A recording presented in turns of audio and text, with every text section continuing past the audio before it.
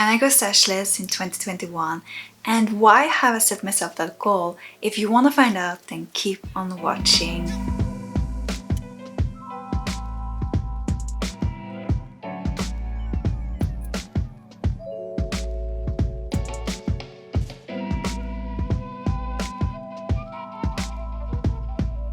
Hi, my name is Matilda and welcome back to Miss Matti, the channel where I share all about sewing, knitting, mending and generally how to live an awesome and sustainable life.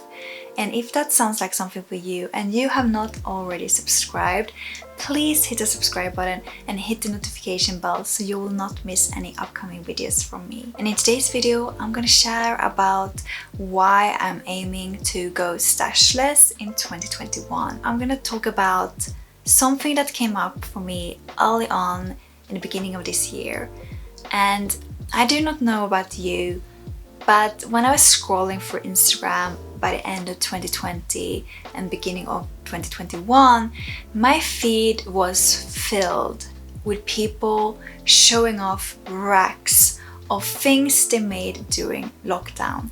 And the same was on YouTube.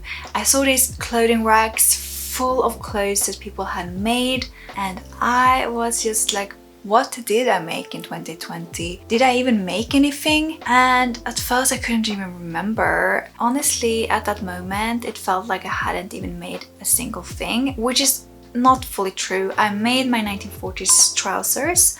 I finished a cardigan that I started to knit in 2019, but I think most of it was done in 2020 because I anyway had to unravel majority of it. Then I made 2 aprons, 2 pillowcases, and the rest that I made was mending and some improvements of some garments that I already owned. The past 2 years I had made my Make 9 for 2019 and my Make 9 for 2020, and I also made 2 sewing goals videos for both of those years that I have here on my channel. I will link them in the cards as well as in the description down below if you're curious to watch those videos. I was thinking that I maybe should make one for 2021, but I didn't feel like it because I felt like, what shall I talk about? And what shall I share? It's just all the same projects that I put on my Make 9s for those 2 years. Secondly, I felt like if I was gonna make a video about my sewing goals for 2021, that I was gonna sound like a broken record. So I spoke to one of my friends recently about these feelings and thoughts because she was wondering if I was gonna make a sewing goal video for 2021. So I shared everything that I just said to you with her, and my friend was just like, maybe you should just share that with people. There are probably loads of people, maybe even more people that didn't make a rack of clothes during lockdown, and just to let you know that you are not alone. It's been a very strange year and I haven't had the energy that I used to have to sew. I have really lost my mojo when it comes to sewing and knitting and stuff like that in general, and I think I need a challenge to get myself back into it. And that challenge is to try to go stashless for 2021. So I got the idea of going stashless from Anushka that has a really good knitting podcast called The Crimson Stitchery here on YouTube.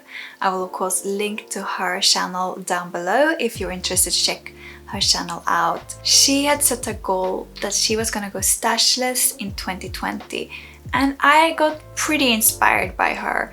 It wasn't so much to reduce my stash to 0, is to make more. A stash is meant to be inspiring for all the projects that you maybe could make with it, but at the moment it's just a reminder of all the things I've yet to do. I have definitely worked through my UFOs and my stash the past 2 years, as I mentioned earlier, but I really feel like I need to make a serious commitment to myself to not buy more things for future projects and actually get back into making. People have shared this on Instagram, and it's so true that buying fabric or yarn is not the same as sewing or knitting. It is 2 different hobbies. Because I want to go stashless doesn't necessarily mean I'm thinking having a stash is a bad thing. I do not. I think it's really great to have some fabrics for your mending, like buttons, yarns to darn with, fabrics to create patches from, or fabrics that you use a lot, like your basic fabrics, not necessarily boring basic cottons, but like the fabrics you sew a lot in. I do not think there's anything wrong with having a stash. When a stash becomes a problem is when it stops being inspiring, which is the case for me right now. And also when you start to hold on to things because it's wasteful to get rid of it. I feel a big need to update my wardrobe as well as I want to just create space. I feel like my stash, which is in my wardrobe that is just over there, it's just taking over too much in my wardrobe, and I hope I can turn it into garments that I actually can wear. Also, I want to make more. I recently read Lucy Sheridan's book The Comparison Cure. I highly recommend it. I will link that down below as well. And I realized through reading this book that a lot of my comparison happens on Instagram. I'm probably not alone in this, but for me it's been the past year a lot of sour feelings opening Instagram and seeing that that person has yet again made something. And I'm still here working on the same thing I did 2 months ago. So to deal with those emotions, I need to make a shift in my own life. I need to put myself into the challenge of getting back into making again and push myself creatively. It's not like I'm banned from buying fabrics, but the next couple of months, probably up to half a year, I'm gonna try to buy as little fabric as possible, with the exception of some sewing and knit patterns that I'm working on for you. And then I have a list on my phone, so I created a list with things that I do want to make and fabrics that if I find the perfect fabric for this, I will buy it. So this list includes everything from like the things I need to finish the UFOs that I have, or the projects that I already bought fabrics for, and like if I need a specific zipper or some specific buttons, as well as some fabrics for some projects that I had on my Make 9s for the past 2 years. For example, I wanted to make a jumpsuit for several years. I love jumpsuits, but I do not own a jumpsuit, and it's time that I own a jumpsuit. So I would love to sew a jumpsuit, but I haven't yet found the perfect fabric for it. But I've written down here in the list, for example, how much I would need to buy, what type of fabrics that would be suitable. So if I'm in the fabric store or in the thrift store, I can look here and see how much I need and what it is that I'm looking for, and that way I can buy more intentionally. If it's not on the list here, I'm not buying it. If you want to, I will be more than happy to share with you my journey on finishing my UFOs and also going through my stash, decluttering, reorganizing it, because I think that's needed before I really get going. And if you're interested in seeing those type of videos, let me know in a comment down below. As a creator who makes DIY content, I think it's really important to be honest with you when I'm not feeling like making something, when I lack the time or energy, because it can easily appear like everyone on Instagram and on YouTube are making things all the time. I just want to let you know that you are no more of a sewist, knitter or crafter just because you make more. You are equally much those things even if you do not make anything for a while. And I think it's super important for us who make this type of content to be very transparent and honest with our audience what is happening to the items that we make.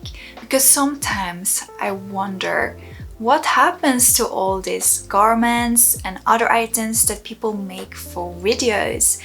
And I don't say it's anything wrong with making something specifically for a video, but maybe then we should think about its life after that video is made.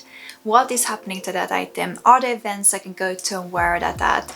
Are there other people in my life that would love to take over this piece? I think it's so important that we make things that are being used and loved, and if it's just made for a video, how are we knowing if it works in practice when you actually are wearing the garment? What if someone that follows us tries to recreate what we made?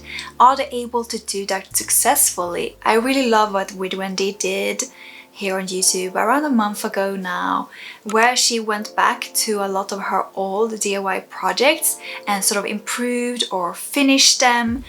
And I really appreciate that, because sometimes of course we have deadlines, we want to put out that video, but then to actually take our time to go back and finish them, put in a lining, make sure that the seams are properly finished.